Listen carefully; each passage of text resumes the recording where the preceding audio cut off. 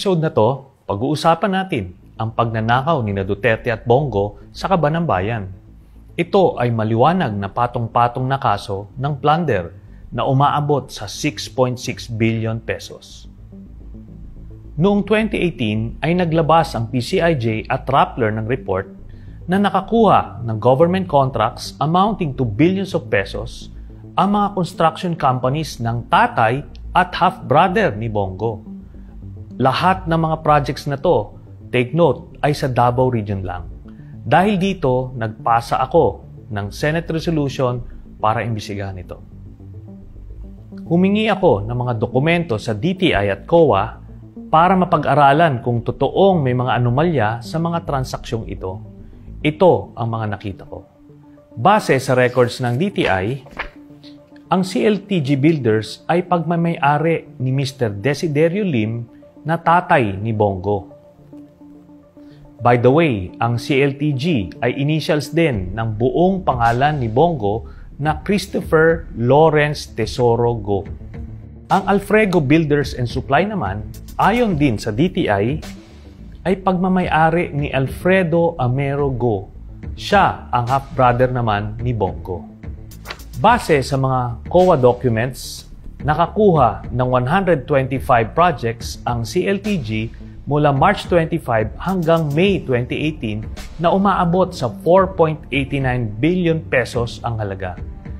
In 2017 alone, nakakuha ng 27 projects ang CLTG worth 3.2 billion pesos.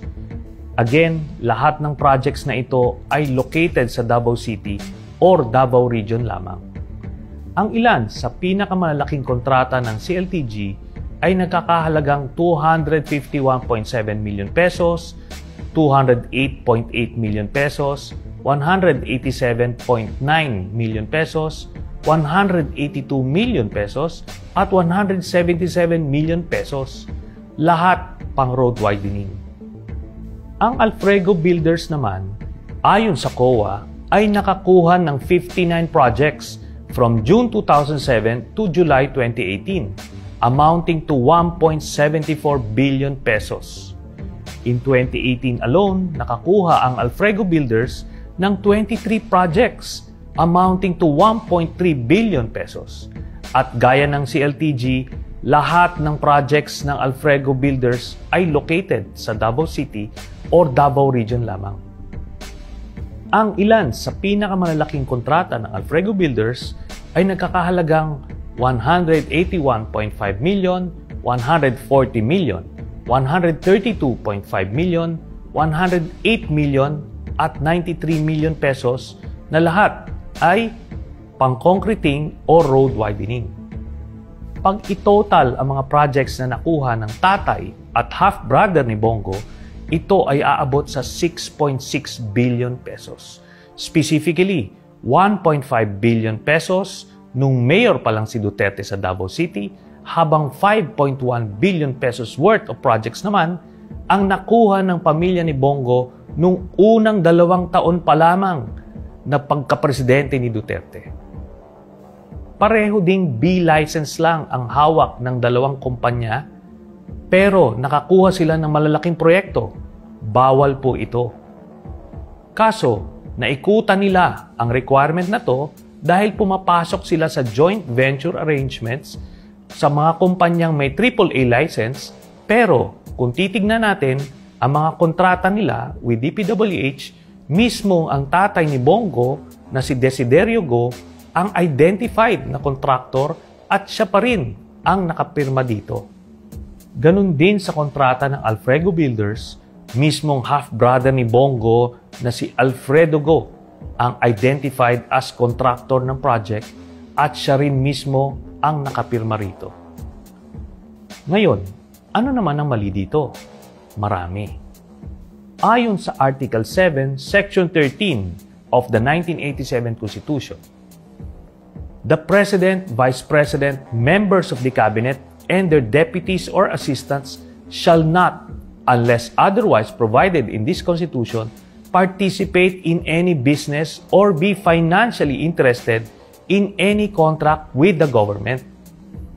Ayon naman sa Republic Act 7080 or mas kilala sa tawag na plunder law, ang crime na plunder ay identified as any public officer who, by himself or in connivance with members of his family, relatives by affinity or consanguinity, business associates, subordinates, or other persons, amasses, accumulates, or acquires ill-gotten wealth through a combination or series of overt or criminal acts in the aggregate amount of 50 million pesos shall be guilty of the crime of plunder and shall be punished by reclusion perpetua.